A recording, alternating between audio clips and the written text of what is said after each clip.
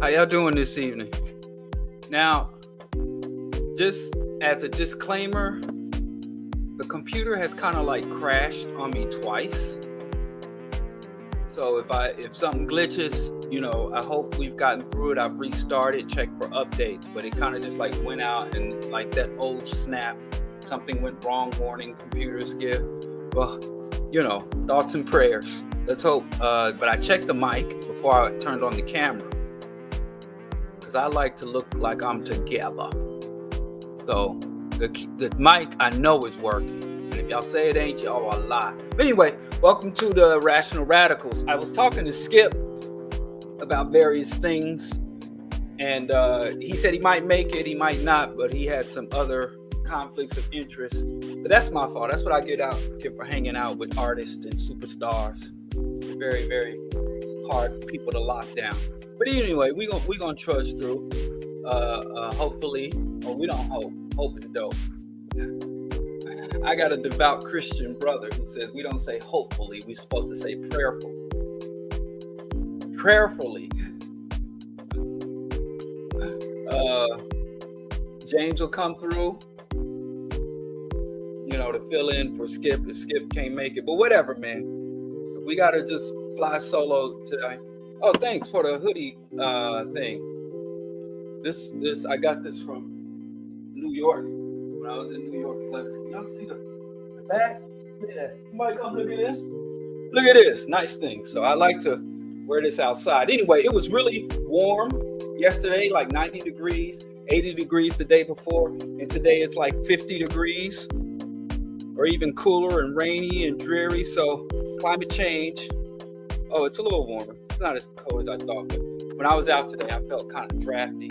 I had on a sweater today when I was wearing a t-shirt, a tank top yesterday, and a t-shirt the day before. And now I had to put on another hoodie to keep warm. So it's a mess, but that's Chicago weather. As I'm told, it's always been that way. But whatever.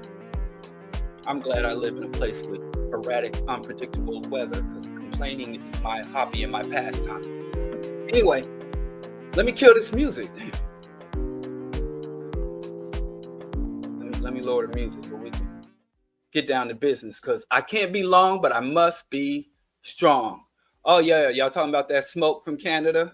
I love these people who think that borders are real. Doesn't that smoke know it's Canadian smoke? It's not American smoke. Why am I having to breathe in Canadian smoke? That's why the thing is, people who believe they can move somewhere to escape the effects of capitalism and white hegemony. There is no sanctuary on this planet. Even the richest white people are trying to move to Mars. There's no sanctuary. We got to fight these motherfuckers and defeat them. We can't outrun them. We can't escape them. We can't hide from them. Whether you're running to a more progressive country, whether you're going to the motherland, or you're going to the wilderness of the United States to live off grid, any of that shit. There is no sanctuary. There is no escape. Because pollution, toxic waste does not recognize border. Climate change, ocean acidification, ice cap melt, none of them things recognize borders. There is no such thing, which is weird, because the United States is always at perpetual warfare. The United States, out of 200 years, has had less than 2 decades of peace, where it was not involved in some type of military adventurism, imperialism, atrocities. And when I would look at or read about the reports, especially when I was getting my undergrad in political science, they talk about American lives lost. What the fuck is an American life? Now, I could even see if they said American citizens, but that's not even accurate because America is Canada, United States, Mexico, South America, and even Central Americans and Caribbeans are all Americans. All of them. North and South American continent and the associated archipelagos and islands, that's all America. So you would have to say United States citizens' lives lost because your citizenship, your paperwork is American, but your biology, your physiology is human, primate. And the same impacts and vulnerabilities, if you're standing, no matter where you're standing, if there's some damaging environmental impact or some violent occurrence, natural or man-made, You're going to suffer the same physiological, biological impacts, global pandemic, as everyone else around you, regardless of your white man paperwork. So just the fact that they got us out here, we watch a news broadcast or read an article and they were like, 5 American lives lost. Your life is not American. But I digress. We got to stop identifying so intimately with the state. We are not foundational to this country, and we're not descended from anything in this country, the conditions of this country. James, what you doing in the comments? I thought you was coming through, man. Okay, whatever, man. James is in the comments when he's supposed to be on the camera, or whatever. I'm moving on. I'm gonna be like these single mothers that's about to. And hey, can I say something to all the single mothers? Oh, you're moving back to the city? You coming back, chill? I told you if you move back to the city that I would protect you. Now, I don't know how much of that I could back up. That was a little bit of hyperbole. These streets of Chicago is rough, man. So I hope you're not moving back here banking on that just minor off comment I made about protecting you. I look out for you, best to my ability. But you start getting into that mess you was in before you moved out of here, I can't vouch for all that. Oh, you helping someone? Okay, good. Well, in that case, hey, you ever do decide to come back to the South Side, Bronzeville? I got you. Since you're not moving back. Oh, anyway, where was it? Distracting, man. Don't distract me. You're not here to back a brother up. Don't distract me. What was I talking about? Anyway, I guess I just go to the topic. Anyway, this topic I wanted to talk about was inspired by Snoop Dogg. And shout out to everybody that's kind of sending me show suggestions or topic suggestions and other inputs, articles and stuff that you want us to engage with on the African World Order channel or the Bro Diallo channel. I appreciate y'all. I do read and engage with all the back and forth, so your engagement, comments, whether they're positive or not, do not go unread. Even if you're saying hurtful stuff, yes, I'd like to know everybody to get on there and diss and tear me down. Yes, you are hurting me if that's your objective. Congratulations. But because Monday I talked about the issues in the Sahel and Ibrahim Traore. I gave my position because people kept asking me. I didn't really want to talk about the situation because I spoke about the situation last year and everybody lost their shit. They were going off on me. And so I pretty much re-articulated my positions and my points of views and my concerns. And it's the same response. Ain't nobody trying to have this discussion. I went through this in the 90s when I was talking about the Million Man farce and Farrakhan. I went through this when I was talking about Bill Cosby in the late 80s, early 90s.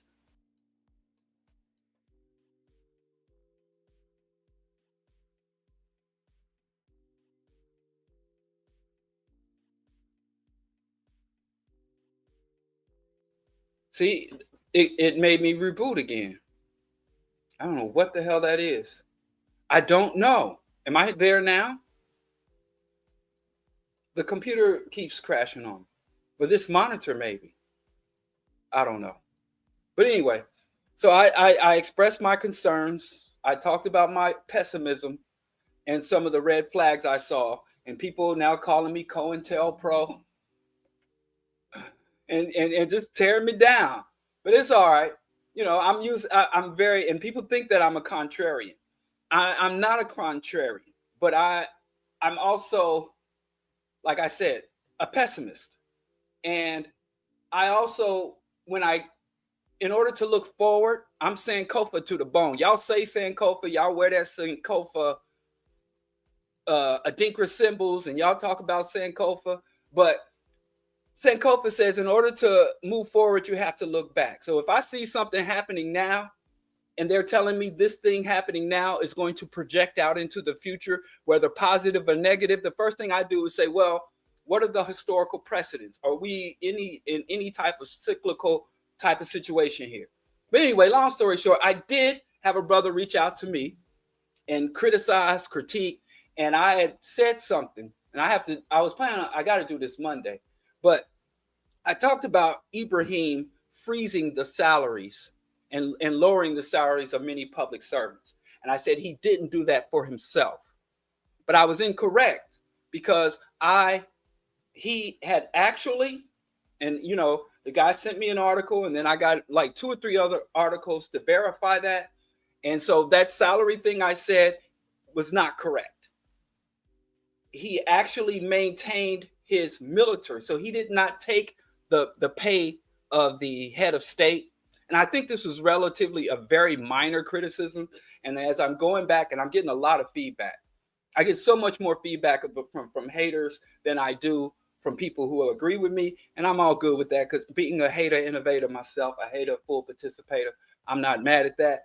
But I was wrong about that, because he didn't reduce his salary, but he also did not elevate his salary. So he held it at the state as he took the head of state. So I was wrong. And I'm glad, like I said, I'm happy to be wrong about that, because I felt if he didn't do that and he didn't follow through with that, that would be yet. So I will remove that red flag in particular. To me, now, not to shade my own recall, it was one of my relatively minor points, because I listed that pretty early in the show, but no one has spoken about towards the end of that discussion. I said, this is why he came to power. This is why the people have supported him, and we hear nothing about it. So go back and watch the end of that show. No one has spoken on that end of it.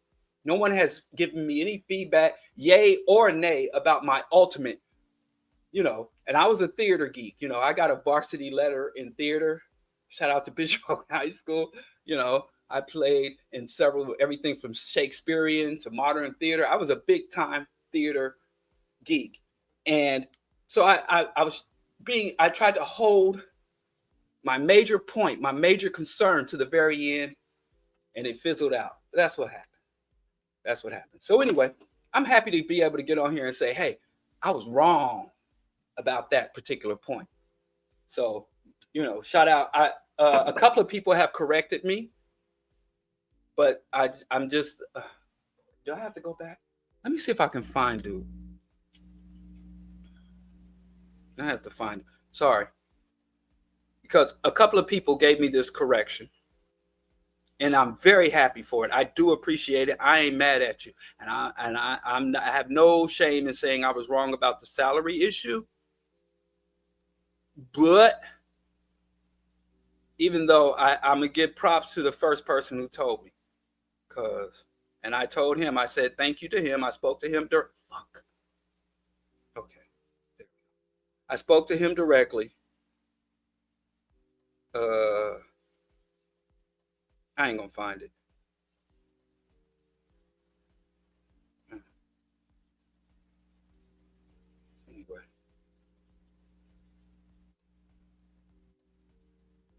Anyway, so that's done.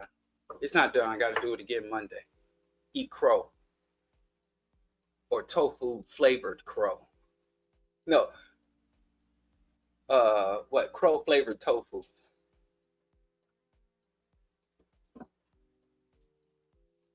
Damn. Ouch. Well, let me tell you something about. I don't know what WTW, woke TV. Well, having been an actor, having done theater acting, I was a theater acting, and you ain't gonna find no baller ass theater actors. Even though a lot of mainstream like Denzel Washington do like to return to theater, but I know several actors, and most performers, most people in the arts are broke. Not broke, or by the way, I don't get it. I'm just saying. Don't think because even successful actors, and I know some successful actors, and very few of them are baller. Just like artists, all arts. We if you consume corporate media, you think anybody that's on your TV screen or on a red carpet or on a major stage is somehow very successful in terms of making a lot of money. But let me tell you something. I did the whole working a trade, working a side.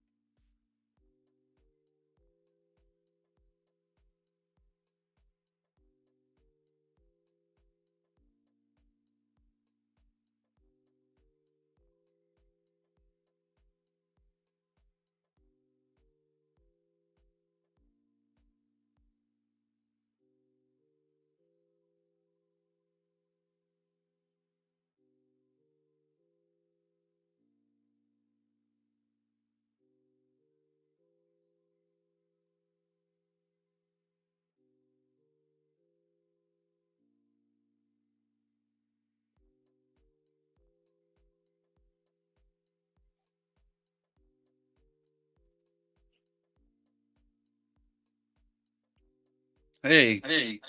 Oh shit. Let me turn this off. Okay.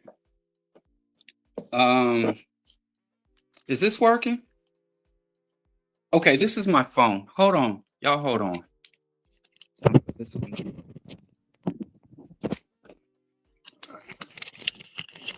That's weird to look at it through that. What the hell are you on? What the hell, Barry? Now I'm really annoyed. Let's turn that off. Okay. Is that better? Shit.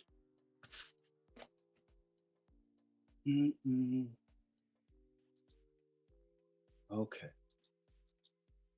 Are we back? Okay, sorry, y'all. I actually just logged on my phone. My computer is acting up. So I'm just put this aside. So I'm just going to try to rush through this because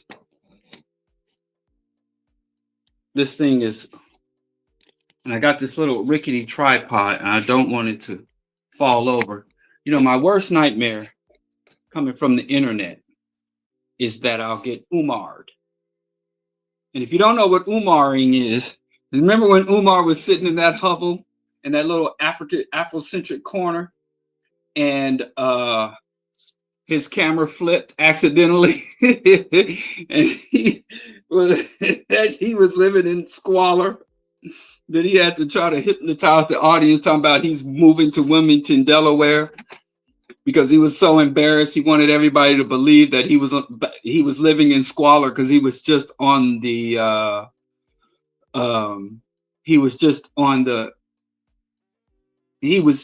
exposed to be filthy. So he wanted everybody to believe he was moving to make excuse for the filth. And he actually moved. Now I think he moved out of embarrassment. So if my camera flips and show you my messy office, then I'm gonna have to lie. I'm moving to Kansas City, Missouri. I am moving to, and then I might have to actually move. And I like it here in Chicago for all my complaints.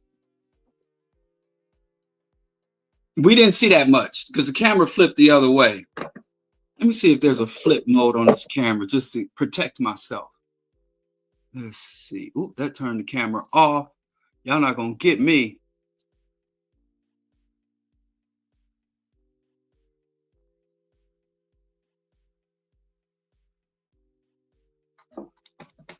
Okay.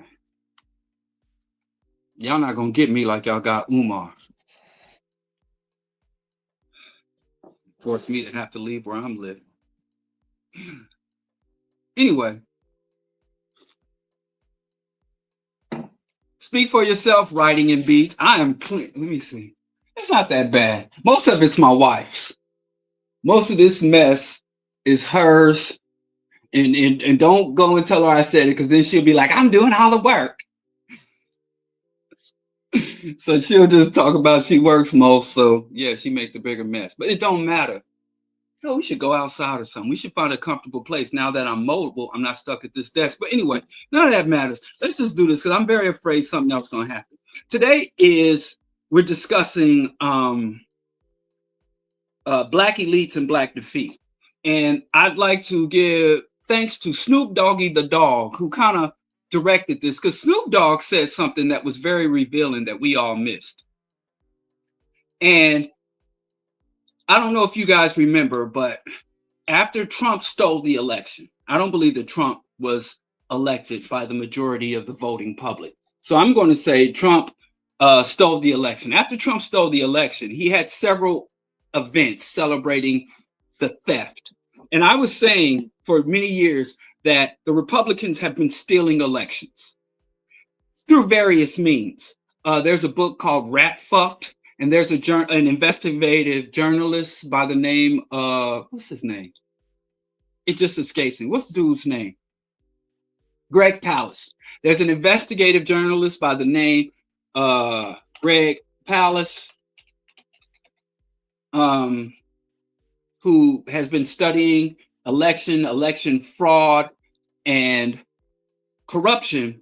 And then there's another journalist by the name of David Daley, who wrote a book called Rat Fucked. And so anyway, I was saying with my full chest that there hasn't been a justly or legitimately elected Republican president since Dwight D. Eisenhower. Every Republican president since Dwight D. Eisenhower got there through dirty tricks and scandals, for no other reason than the Republican policy platform does not speak to a large enough majority of the U.S. voting base. And I know y'all think to say anything bad about Republicans means I'm advocating for the Democrats. And many of you say anytime I criticize the Democrats, you assert that I'm advocating for Republicans. And I don't know, it's exhausting for as Willie D called y'all, fickle-minded ass people. I'm just not going to fight it anymore. So I said something that I think is historically accurate about that would bode negative for the Republicans. And if you want to go and call and tell everybody I'm a Democrat, fine. But if you're going to go tell people I'm a Democrat, simply go tell the people who call me a Republican. And if you're going to tell people I'm a secret Republican, then please share that information with the people who call me a closeted Democrat. That's all I ask. Other than that, go off. But anyway, I'm done with rabbit holes, because I'm a little thrown off, because I got a really nice computer set up here, really nice double monitors, and I don't have none of my tools, none of my weapons to go into this battle. But anyway, Trump stole the election. That's where I was at. Said all that to say Trump stole election again. The Republican, through gerrymandering, voter disenfranchisement, and illegal contributions, stole yet another election. And coordinating with foreign powers. And he had a series of celebrations. One of those celebrations was his crypto ball. He had a inaugural crypto ball, because Trump said that he's going to be the crypto president. And if I'm doing crypto, why not bring the most popular, beloved, prominent Disney, Nickelodeon, Martha Stewart gangster crip in the world, Snoop Doggy Dogg, or Snoop Dogg, or Uncle Snoop. Now that me and him is old dudes, he's older than me, but Uncle Snoop, bring out a crip. to form a crypto ball. So he went and DJ'd and was there dancing. Now, if you remember Snoop from the previous administration, and let me tell you something, I'm not going to name no names, but I got an indirect invite to Snoop, one of Snoop's houses in Los Angeles. And I was in LA, and some other person who was much more prominent than me. You ain't got to be much to be, but he was like, yo, I got this invite. Snoop is having this event, and I got an invite. You should come through too, because you're going to be in LA, and I'm going to be in, well, I was 2 hours out of LA. He's like, you drive up, woo, woo, woo. And I'm like, man, I don't really want to do that. But if my man said come through, I'll come through. And then my man was like, I decided I had no business being there, nor should you. So just skip it. So that was my one opportunity to rub elbows. I have one homie, he was like a serial entrepreneur. And one of his entrepreneurial philosophies that he tried to teach me, because we both had businesses. You know, I had a vegan catering business, and I was opening up a vegan restaurant, and he had a beverage company that specialized in health beverages. And he believes, he's like, you got to get yourself in the room with wealthy and connected people, and you got to have a 3 to 4 less than a paragraph sales pitch. And if you can just get in the room, and he's gotten in the room with some of the most prominent Black businessmen, some of the most prominent Black moguls, and he says, you got to get in these rooms, you got to do what you got to do. So I've been very unsuccessful at exercising and successfully achieving that goal, but you know, do with that what you will. But anyway, where was I? Oh, Snoop. Snoop went to the crypto ball and DJ'd for 30 minutes. And if you remember Snoop from the previous administration, he got in trouble because he put up a video of himself holding a decapitated head of Trump.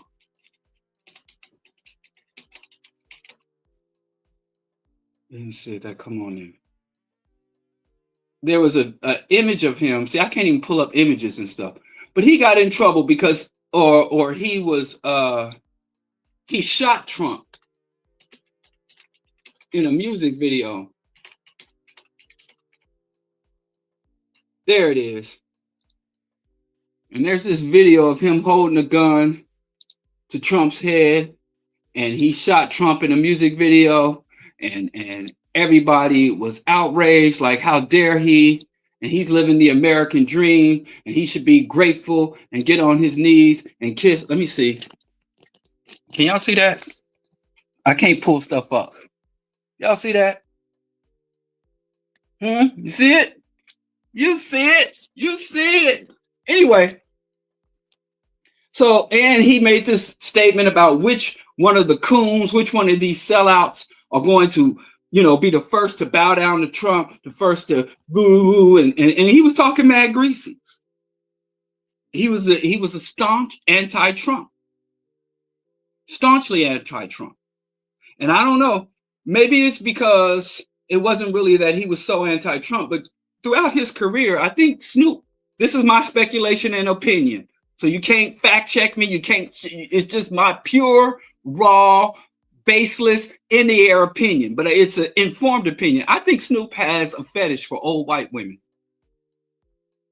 Because you look at him, you go back and read some of the quotes about Snoop and Martha Stewart, and find me him ever speaking about a Black woman the way he speaks about Martha Stewart. We don't love these hoes. Walking Black women on dog chains and reviving old dead pimps. He went to the pimp retirement house and found old retired Chicago pimps that we all forgot about and gave them a second lease on life. And he was out here calling our mothers, daughters, sisters, aunties, cousins them, calling them hoes and telling us not to love these hoes and tricks and hoes. Bitches ain't. And then he was asking an interview just about, I think it was 3-4 years ago. They were like, Snoop, your whole career was outside of gangster and gangster shit was pimp shit. Do you regret any of the things? You had a whole generation of Black women talking about, I don't love these hoes, and these hoes ain't shit but tricks and hoes and tricks. He was like, I don't regret none of it. Snoop Dogg said, I take none of it back. I apologize for none of it, and I don't regret none of it. Fuck these bitches. And I'm like, damn. And this was like at the height of Me Too. He was like, man, fuck these bitches. And then remember Gayle King. Gayle King was doing an interview, and I blame y'all for this, but I ain't gonna get into it. And she asked about Kobe's. She was I don't even remember who she was talking to, but she brought up, it was right after Kobe's hubristic death, tragic hubristic death, that she had brought up his Colorado rape charge. He caught a rape charge in Colorado, and he paid the woman millions of dollars, instant white millionaires. Man, if I was white, man, just rub shoulders with a wealthy black. I mean, black dudes love making white women that they have accused of lying millionaires.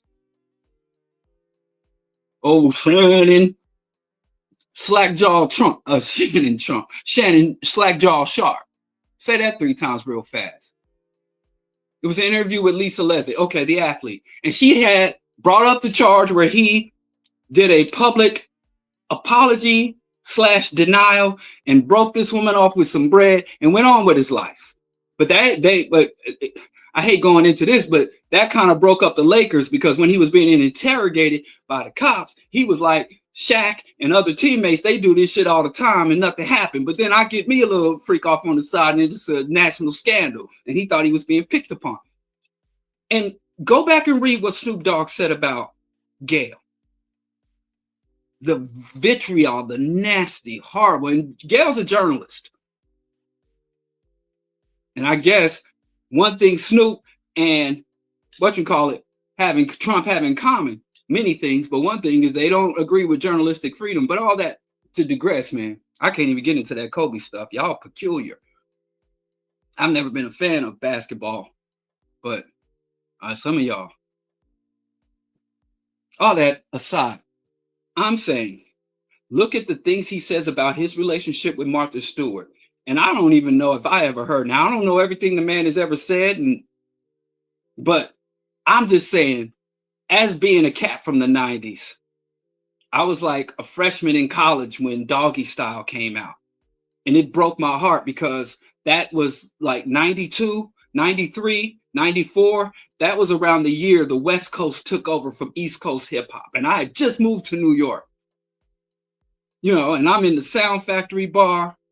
I'm in the Buddha bar. You know, I'm in the Tunnel. I'm in all these places and expecting to hear East Coast, South Bronx, Queensbridge, Boogie Down, and Brook Nom, here East Coast. And whenever I go out to the hip hop clubs, I'm hearing West Coast twangy ass music. In New York, like, I filled out all these school applications and paid all these fees and moved myself here, starving to death and studying. And I'm like, man, that broke my heart. And I never forgave Snoop for that. So a lot of this might be from that. Because I'm like, why am I in New York listening to all these? And then right after that, come the South. The South got something to say. Imagine moving to New York. Man, it was a terrible time. I should have moved there in the early 80s. But I digress. So I'm saying, you look at the love he showed for Martha. And then Trump had just defeated another old, wretched white woman, Hillary Clinton. So maybe, because whenever he goes hard in the paint, it always seems to be for an elderly white woman. It seems to be for an elderly white woman.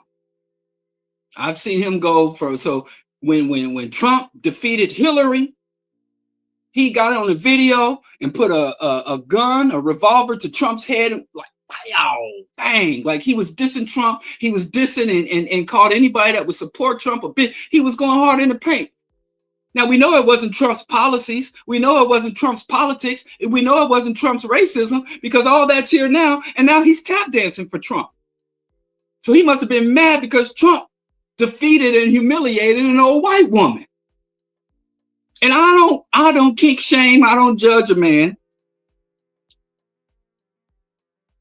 But how you got a whole career dissing hoes and then go dig up old has-been white woman to defend or revive their career. That's just my speculation. But now back to the facts. This time around, Trump, he's at Trump's inaugural ball. DJ Snoop Dogg. What's this with Snoop? And he's out there promoting the Trump administration, promoting crypto. And he said, and he was called out for it. I think I unfollowed Snoop. Let me make sure. Before I say this, y'all gonna run and check. Let me beat y'all to the punch. But Snoop said that he was condemned, even people that he was cool with and people he was considered his friends were condemning him, and everybody was condemning. And oh shit! Oh, I don't follow. Yes, okay. I can keep going now. I thought I just didn't remember if I unfollowed Snoop on Insta. I used to follow him, believe it or not. Not that I'm promoting his page. If you go to Snoop's page, he is gangster as he is. He posts a lot of really humorous shit. Whoever handles his page, I'm sure he don't handle his page. But he is like, I lost thousands of followers and everybody dissing me. And he was asked about this recently. He offered no apology, but I'm gonna read to you exactly what he said because I appreciate the truth embedded in what he said. And this is called the 30 for 30 comment, right? That's what the journalists were calling it, the 30 for 30. And this tells you a lot about prominent, wealthy, and powerful Black people. This tells you everything you gotta fucking know about prominent, wealthy, and powerful Black people. Entertainment industry, the athletic industry, business and finance, real estate, and tech, in academia. I know mostly in academia, the prominent and big names in academia. But in all these arenas, listen to what? You got to read between the silences on the ghetto. Read between the silences. Listen to this. When asked if he was bothered by the criticism he received, Snoop said, no, fuck y'all niggas. I don't give a fuck. Black folks mad at me.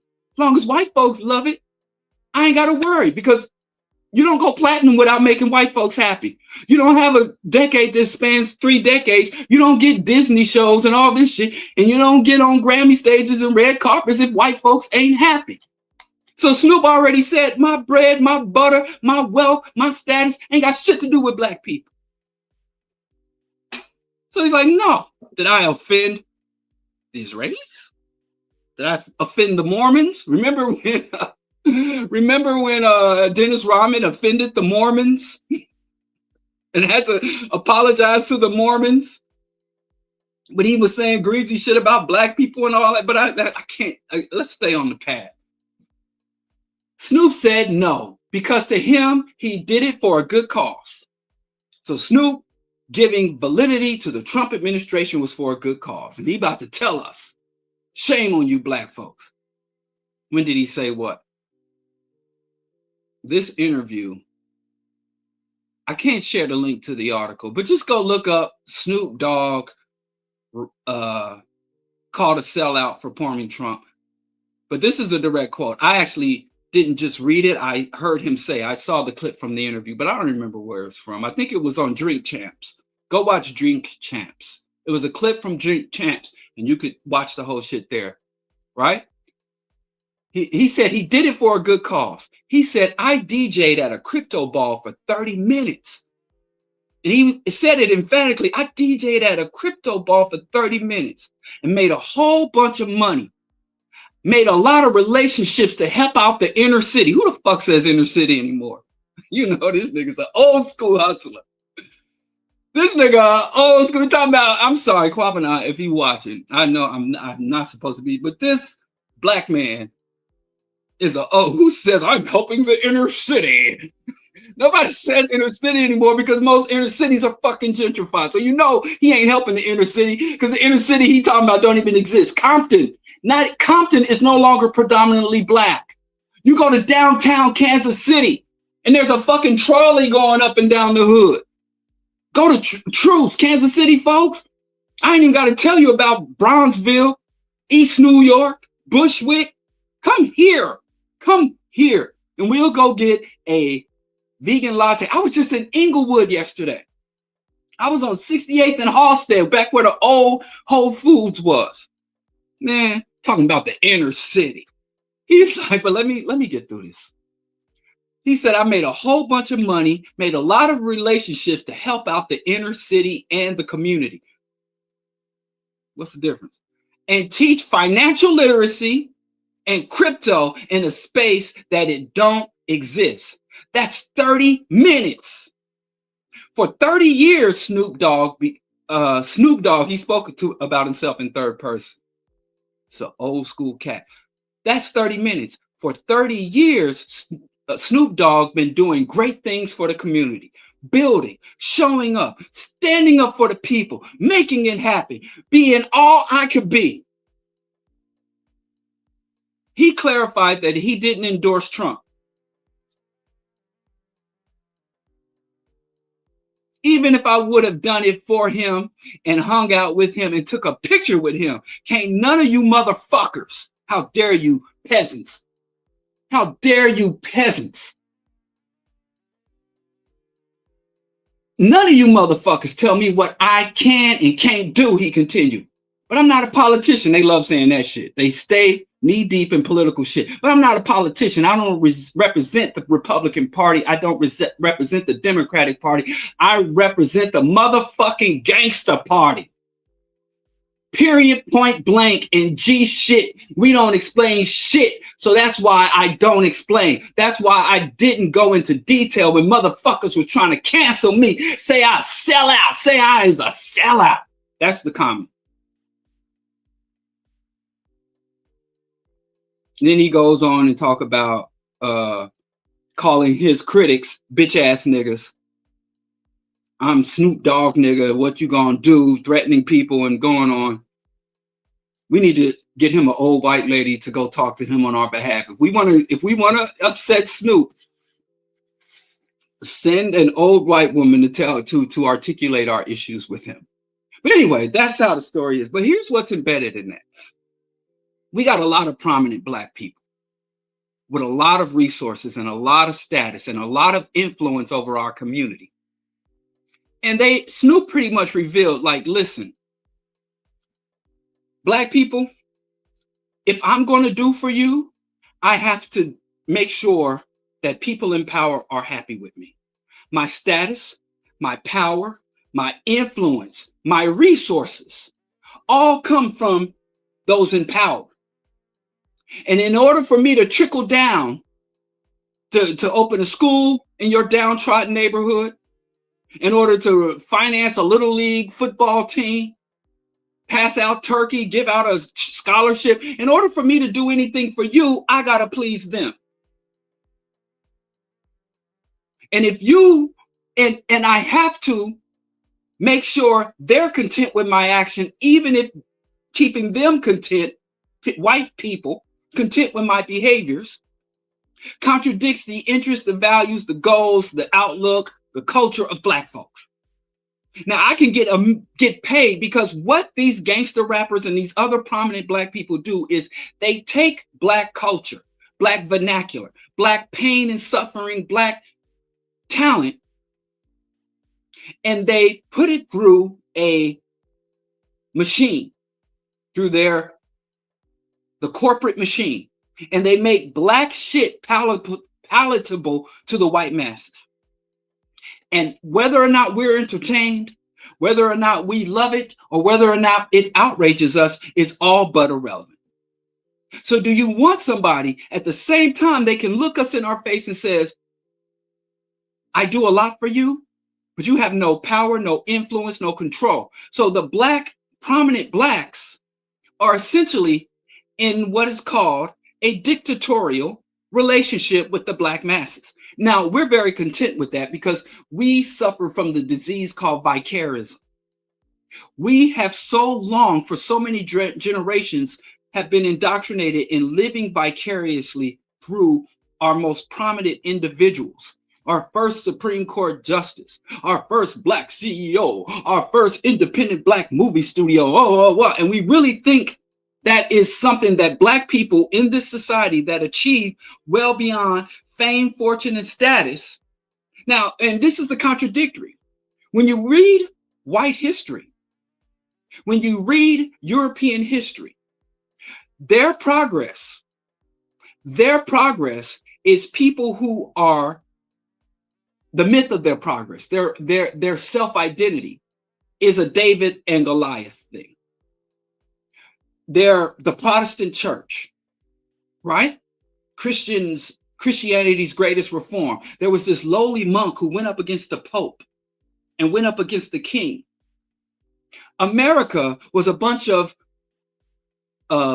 revolutionaries who were just farmers and tradesmen, entrepreneur, early industrialists, and they went up against the king. So they have all these stories. Even if it's a billionaire, they have this story of these weak people who were brave and creative and smart enough to go up against the powers that be. Star Wars, Luke Skywalker versus the Emperor. But we as a people, we like those stories, but we like to root not for the underdog. So these rappers come out and say, yeah, started from the bottom, now I'm here. I came with nothing. I didn't have nothing and I got it and this and that. But once they get it, we start to root for those at the top. We root for those at the top. We sustain. Now we give lip service to the poor because somebody just people call me poor all the time. And I'm not, I am poor, but it's not for lack of trying. I thought if you try, then that's it. But people in our communities that have the status, that have our love, that have our defense, that we rally around, protect this man, protect that woman, are people that are handpicked by our oppressors. And we all were indoctrinated by our Western indoctrination media apparatus to believe in the underdog, and believe those who came for nothing. And even when they got $1 billion, we still talk Jay-Z. We still talk, everything's going down. We still believe that. And all that to say is Jay-Z pretty much represents every prime. I don't care if political. When he said, I was able to do 30 minutes of work for the white man to do 30 now, I'm not even going to get into the fact that if you think Snoop Dogg, gangster rap, the culture, the music, the aesthetic that he promoted for the last 30 years has been ultimately a positive, that his contribution has been positive to our culture, our community, our condition, there's a whole nother discussion. But in the light of 30 minutes, I tap dance with the white man for 30 minutes, and that allows me to do 30 minutes worth of work for you. Now, you won't find another group of prominent or elite people that can make this argument. So they're not our elites. They're their servants. Snoop isn't our elite. He's their servant. And you'll notice this happens all the time when Nicki Minaj dissed Malcolm X and told black people we're too ignorant to understand what she was trying to get at. Go look up the whole looking ass nigga controversy. When Obama got up there as president of the United States and told black people to stop complaining and to take off our house shoes and put on our work boots. When I think it was Howard University president was telling black kids they can't wear dreadlocks and because Howard University, I believe it was Howard, one of these HBCUs, but I'm almost confident it was Howard because a brother I knew was getting his doctorate there at this time, and said that they're trying to prepare black people to have a real future. God damn it, now the batteries on my thing's about to die. This is a doomed broadcast. I should have known better than go up against the powers that be. I'm gonna have to reposition y'all. So I am moving to Wilmington, Delaware. Hold on, because my thing just gave me a warning. All right, let me take my notes, take everything, take my tea. I'm moving to Wilmington, Delaware. So if y'all see something that y'all got no business seeing, it's because I am moving to Wilmington, Delaware. I'm gonna move over here where I can plug this thing in because I ain't got nothing to plug it in with over there. Ugh. How y'all doing? Y'all still with me? Shout out to everybody sticking with me because I know this is the most struggle broadcast I've ever had. So I'm gonna have to plug this phone in and my lighting is now fucked up. How's that? Now I gotta, can I turn this thing sideways? Let's see. I don't get in trouble if I turn it sideways. We did it. Now I'm gonna put the power. Okay. Man, that's what I get for talking about our most prominent people. Oh, shout out to the Congo. I pledge allegiance to that flag every morning. All right, so let me clear my desk. Got my notes. Forgot a pen. Sometimes I gotta take notes because I know y'all don't take my notes. Give me 1 second. I gotta go get my ink pen. I don't have. Well, I only my wife's pens. I'm an alpha. My wife got a bunch of these foo-foo pens and pencils. I can't write. I can't get jiggy with this shit. I need my alpha pen. Hold on. I'm still here. All right, I'm coming back. Moving to Wilmington, Delaware. All right. Oh, it's nicer over here. A little greenery. What the hell, y'all? What the hell is buried? You know, we've gotten rid of most of our plants. My wife was like, that's enough, because during the pandemic, now this area I share with my wife, so this is not on me. But we got rid of like most of our plants. I don't know if y'all saw this room before. I'll give y'all a little something since we're here. But you know, we got rid of like 90% of our plants. Where's that guy? But I kept like my favorites. So it's kind of naked in here. Because I don't know if y'all remember, we used to have plants hanging, all that shit. But I got rid of like most of the plants in here. I had a bonsai, I gave it away. I had a nice little one of those bonsai. It was actually a gift from a friend who moved away. He moved to New York and gave me a bonsai plant. I didn't like tending to it really. I like to just water a plant and leave it at that. I don't want to be picking and poking at a plant every day. But anyway, as I say, let's just go back to the notes. Anyway, like I said, I think this is a cursed broadcast. And I don't even believe in the supernatural, but too much has gone wrong. I've never had this many problems.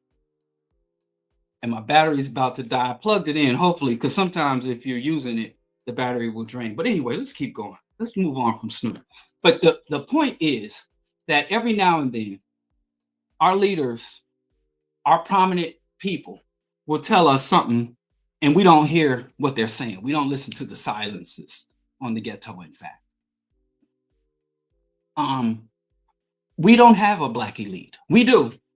But the black elite we have, we misunderstand what an elite is and what an elite means.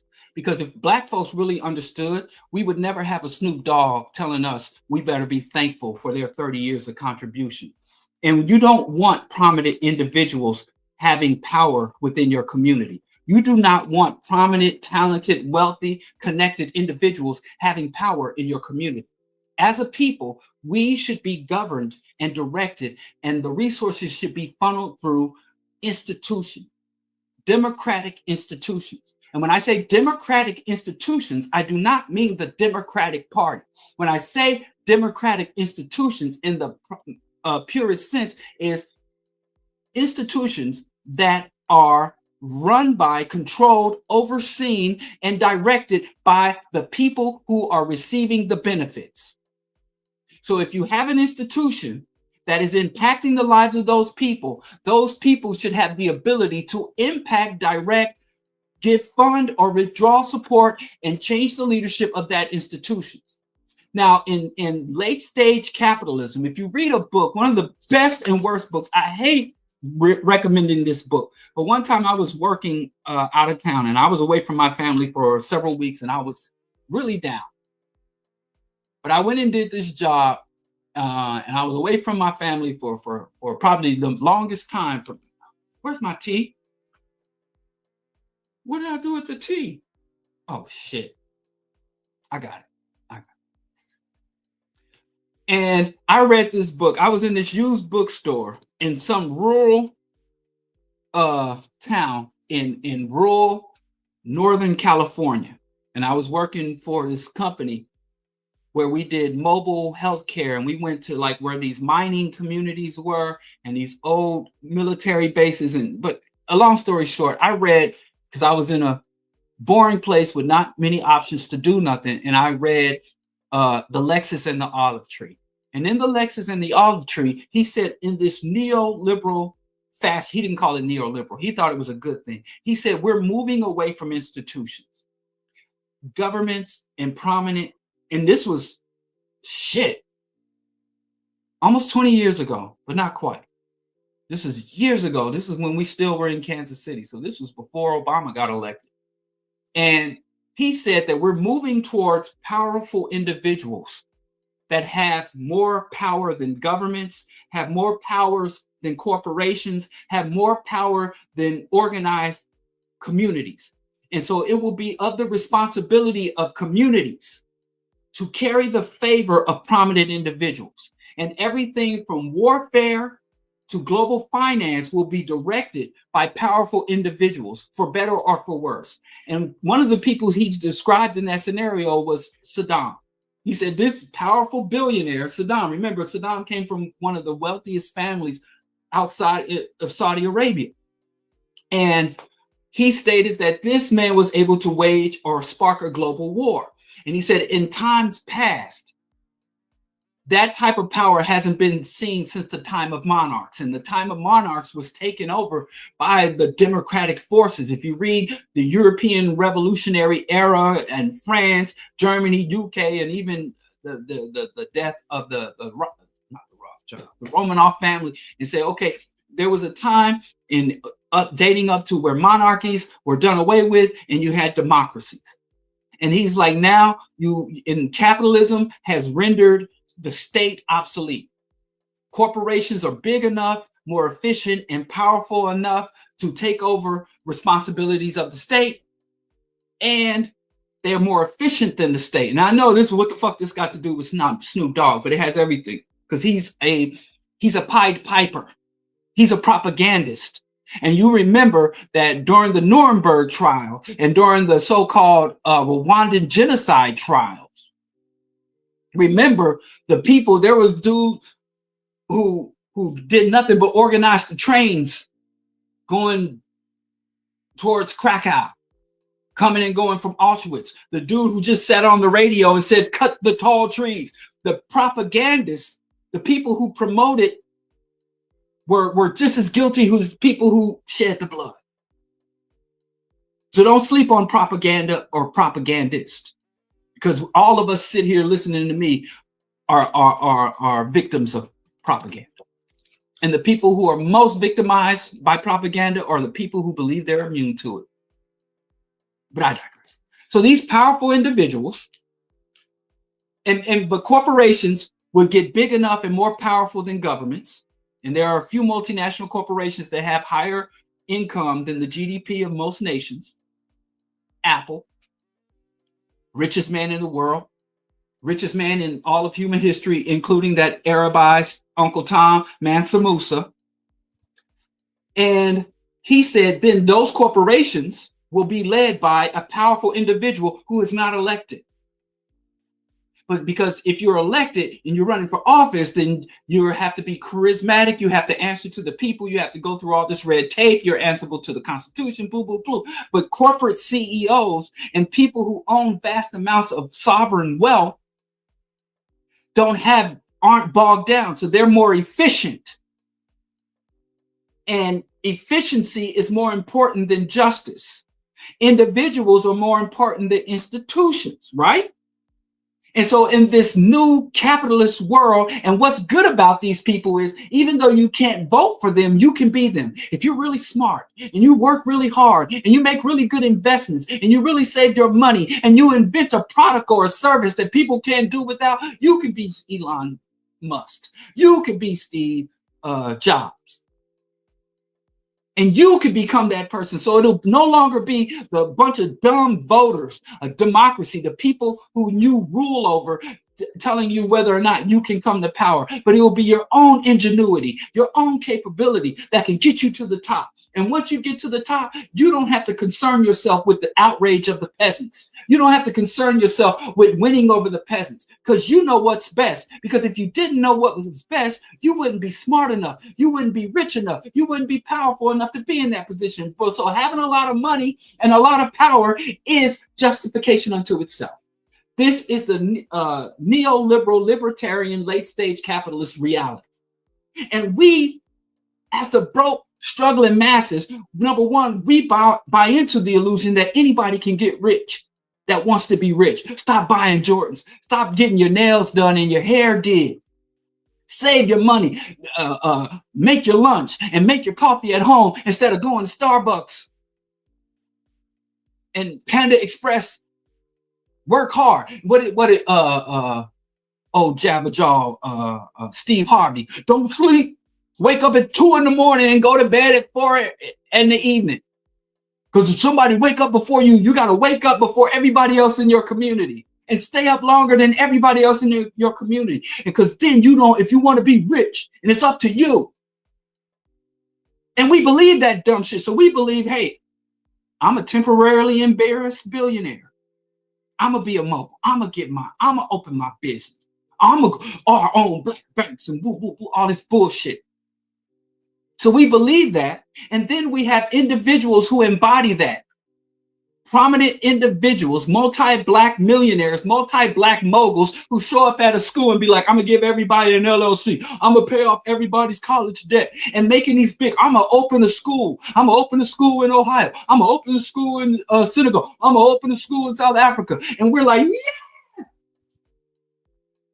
When the whole point of revolution was to say we no longer want to live according to the benevolence of monarchs. We don't want to live according to the benevolence of wealthy, prominent, powerful individuals. We want to have a say in the condition of our environment. We want to dictate where the resources should go and how to utilize the resources. But they spent decades since the end of the New Deal telling people, hey, politics don't mean nothing. Oh, there ain't no difference in the politicians and the Democrats and Republicans, and I don't even vote. And it's all about business and good business, and don't have your faith in politicians. And so they have warped our perception of power. They have warped our perception of who's valid to hold power, who's valid to have any say. And then if somebody like me who's broke as a joke come up and say, well, I don't think that wealthy ball chasers are worthy to establish and dictate schools. I don't believe that wealthy ball chasers or minstrel performers are in a position to have a 30-year influence, that Ice Cube can write a whole policy and legislative agenda for the black masses. And everybody said, well, what have you done?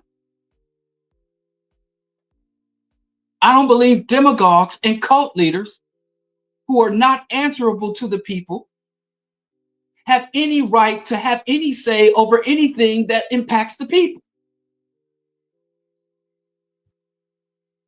And so, now we have this extra caveat where these, as the Lexus and the olive tree predicted, that democratic political institutions lose credibility.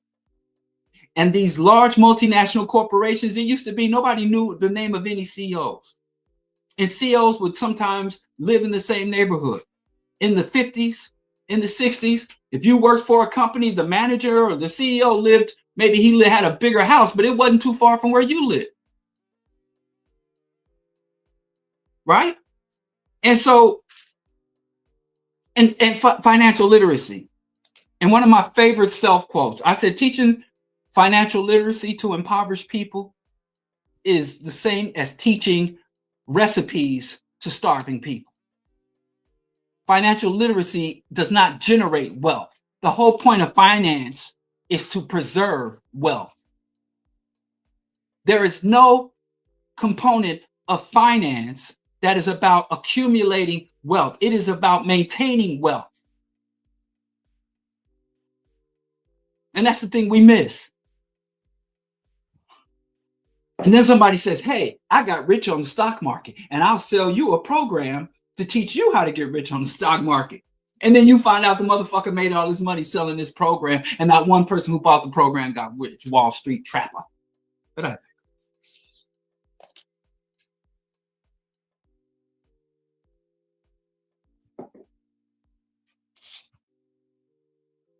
you want to talk about Ice Cube's policy? There was this prominent scholar out of Florida who debated me on black political scientists, black politicians were really giving weight to this goddamn thing and admonishing the black masses for not going to help Ice Cube with his contract with Black America.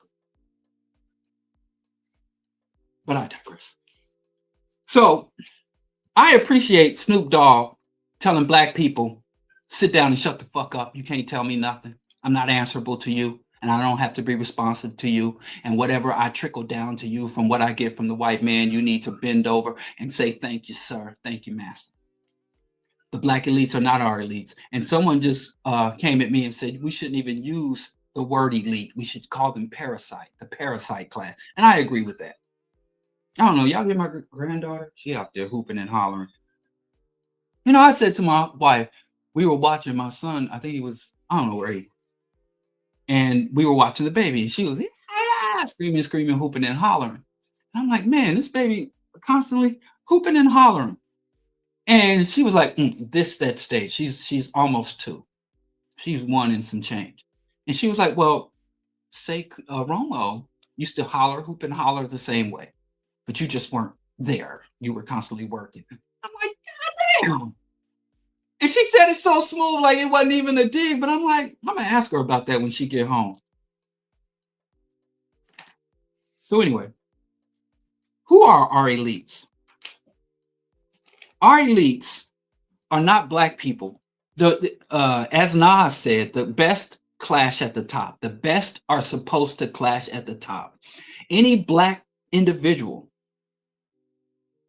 whose prominence, status, wealth comes from outside of the community cannot be identified as a black elite.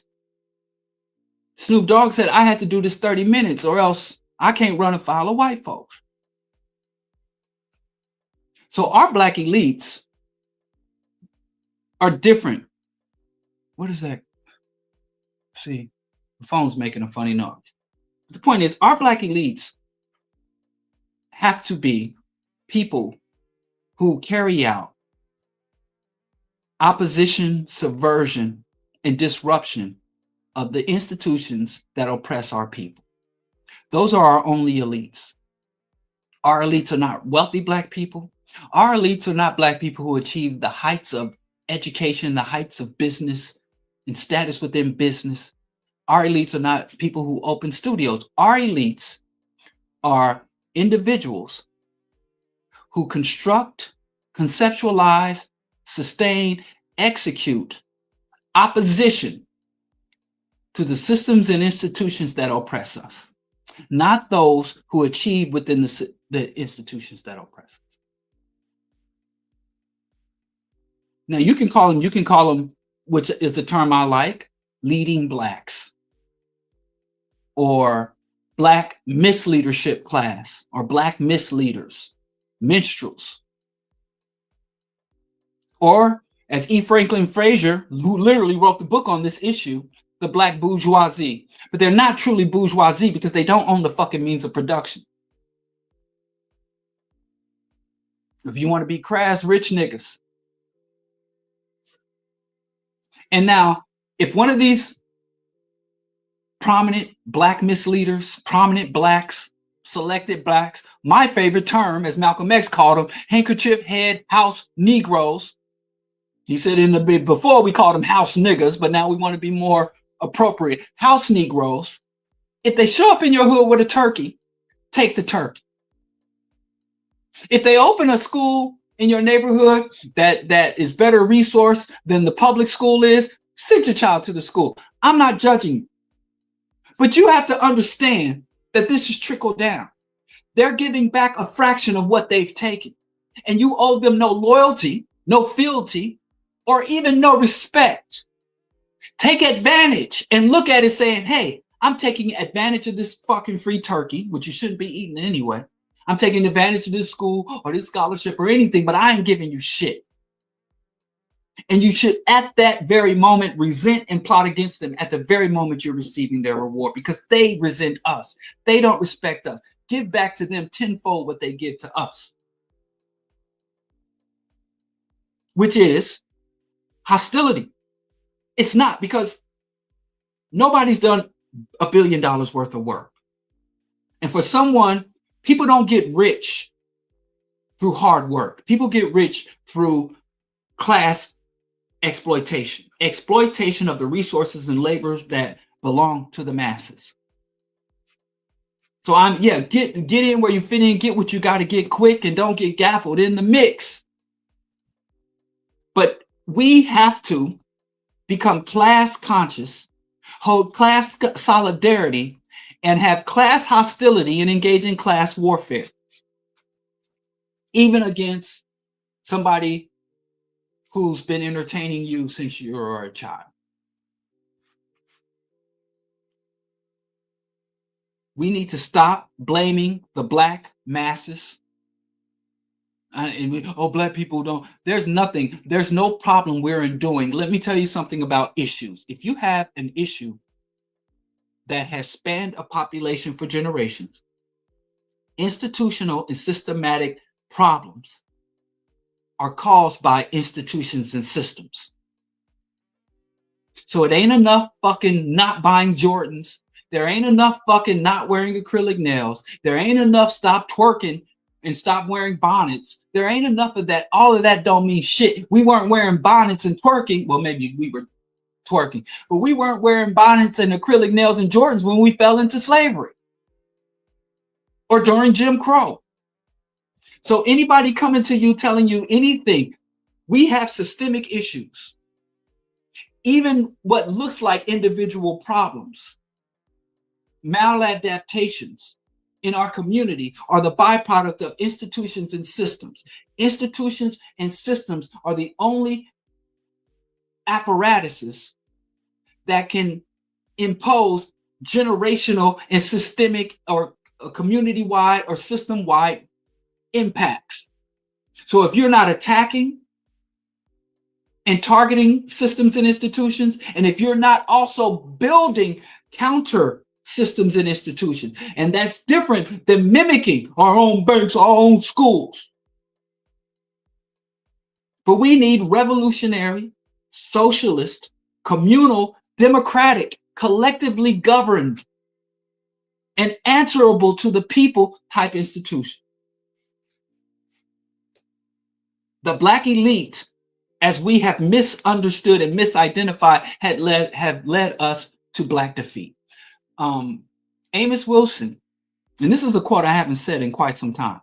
Amos Wilson said, Black people's collective progress is in this system is inversely proportional to Black people's individual progress or individual obtainment in this system.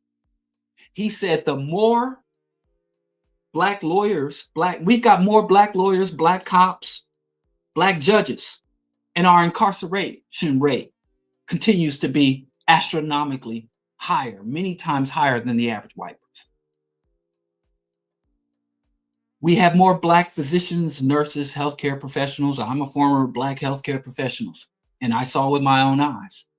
I worked at Truman Medical Center in Kings County, two of the Blackest healthcare centers, and I saw that had predominantly Black staff. I worked at the Rikers Island.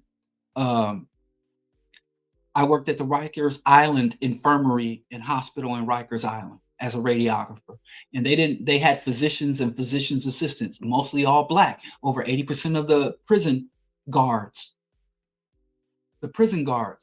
or corrections officers were Black, right? And they facilitated the torture and abuse and dehumanization of the predominantly Black inmates. So as we elevate more and more, there used to be a concept you never hear anymore called brain drain. And brain drain was an effect of colonialism. So in African countries all over the world, you had the most brilliant, the most active, the most engaging Black students be sent off to Cambridge, become Rhodes Scholars, to go to Harvard, Yale. Even Asia and the Soviet Union was going to Africa, literally hand selecting the most gifted hands. And in Africa, back during the colonial and early post-colonial era, they were like, we've got to stop sending our most brilliant minds abroad. We got to build institutions to cultivate their thinking, because even though their skills, their technical skills and technical know-how is great, their culture, their identity, their ideology is warped. You never hear that term brain drain anymore, because we are some of the most enthusiastic promoters of brain drain. It's that time of year. No, just a few minutes. Oh, y'all was always all over social media. This is brilliant. I saw it this year too. This brilliant young Black child, this two brilliant Black tweens, this Black family, all four of their kids going to Harvard and Yale, are going to all these Ivy League institutions, and we're so proud of ourselves. And so we don't even understand the brain drain. And it's worse than just the brain, because they're not just taking our scholars. It's a talent drain, from ball chasers to rappers and singers. It's a creativity drain. Every component. They go and literally handpick the best of the best. And then they become Black again once the system no longer has a use for them. Even Bill Cosby became Black again. I never thought they'd give us Bill Cosby back. Bill Cosby, going back to the Jim Crow era, was like, Negroes need to, speak standard English, walk erect with good posture, and conduct ourselves, make ourselves worthy of the promises of America. And then when they locked him, he was like, racism. He told us that we can't cry. He said we got to stop blaming the white man. As soon as he got in trouble, white man trying to set me up. They gave us back Michael Jackson. Remember? And I ain't saying these men weren't done wrong. Michael Jackson and Bill Cosby experienced racism from the white folks. But I'm talking about what they gave to us. It's outside of entertainment and inspiration. Michael Jackson didn't want nothing. He didn't even want to sing with his own brothers. Michael Jackson didn't even want his nappy-headed brothers around him. Michael Jackson was like, I want a white world. I want Liza Minnelli on one arm, Elizabeth Taylor on the other arm, and Macaulay Culkin sitting on his lap. And as soon as Sony started messing with his movie, he called Al Sharpton. He called Nation of Fruit of Islam Security. He was the blackest cat. And y'all let it happen. Y'all keep letting these people leave and come back. But I digress. What the fuck are we talking about? Black elites. I want us to reduce the status, impact, and prominence of influential Blacks within our community. And even if it starts with you, even if you got to be the member of your home, the dude in the barbershop, you got to be the sister at the salon, y'all sisters ain't gonna be at the salon because y'all want to build an empire. It's not gonna be what. Remember when dudes was putting out them memes? You rather watch Empire than build an empire. You be the sister at the grocery store, you be the auntie, the cousin, the homie, the lover that says, hey, you can watch the ball chasing and the playoffs and all that bullshit. You can bump this dope ass music in your ride if that's your shit. But we can give them our attention in exchange for their entertainment. But we withdraw our support to the extent that we can, withdraw our monetary support and reorient and redirect our support to true elites, elite individuals and elite organizations that are making positive contributions to our just aspirations and recruiting more Black people through scholarships and football leagues, recruiting more Black people to be high income servants, house niggas for the systems and institutions of capitalism and white hegemony is not a positive contribution. That's not. Sustaining us in oppression is not the same, or allowing us some relief within oppression. And I'm not against it. I'm just saying that doesn't make you elite. That makes you status quo. That makes you run of the mill. Elite people. And we have to start to cultivate and incentivize revolution. So we need to start promoting and telling our young people, you want to be a Black elite? Then we need more Malcolms. We need more Kwame Ture's. Hell, I'm going to give y'all this. We need more Sankaras. That's Ibrahim Traore says, and I think we need to go and read who and what and how Sankara moved. We need more Stephen Bikos and fewer fucking Nelly Mandelas. We need more Winnie Mandelas and fewer Michelle Obamas. Let's redefine what elites are and who elites are and the impact and status of elites in our community, and let white folks do what white folks do. If white folks want to invite them to the Met Gala, if white folks want to give them a Grammy or an Oscar, if white folks want to give them some, what they call that shit? Better Business Bureau Award, let them do that. But we have to start to understand that you can't be elite unless you are a revolutionary elite. And if we ain't got nobody in your mind, in your heart that qualifies as that, go make one. Go cultivate, encourage one. We need to start as they do, come to our community and cultivate the resources in our community according to our interests. We have to radicalize and revolutionize our people. And we ain't got the luxury of just saying, well, we'll just start with the youth. Everybody. I know personally elders and older people who became conscious and revolutionary in their 30s, 40s, 50s, and beyond. So anyway, I can't really do much here. I don't even know what I'm looking at. But I appreciate y'all going through these struggles. I don't even know how to do this stuff. This is weird. I've never done this on the phone before. So I'm just get out of y'all way. I do appreciate y'all listening and fighting through these issues. And like you said, maybe the computer's overheating. But it's not that hot in here. So I don't know what I'm going to do in the summer. But I'll try to troubleshoot the computer. Shout out to Skip.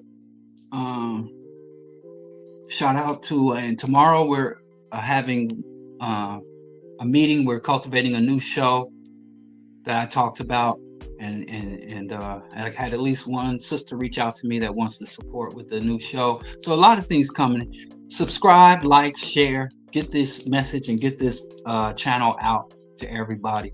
We're trying to sustain and expand the African World Order channel in the larger network associated with African World Order. I didn't get through everything, but I've held y'all long enough, and I don't know how much this stuff is going to hold together. The screen is different than what I know. But again, thank you for suffering through. Oh, shit. Thank you for suffering through. That little turny thing is on my phone. So I'm just going to log out before this thing kicks me off, because everything's condensed.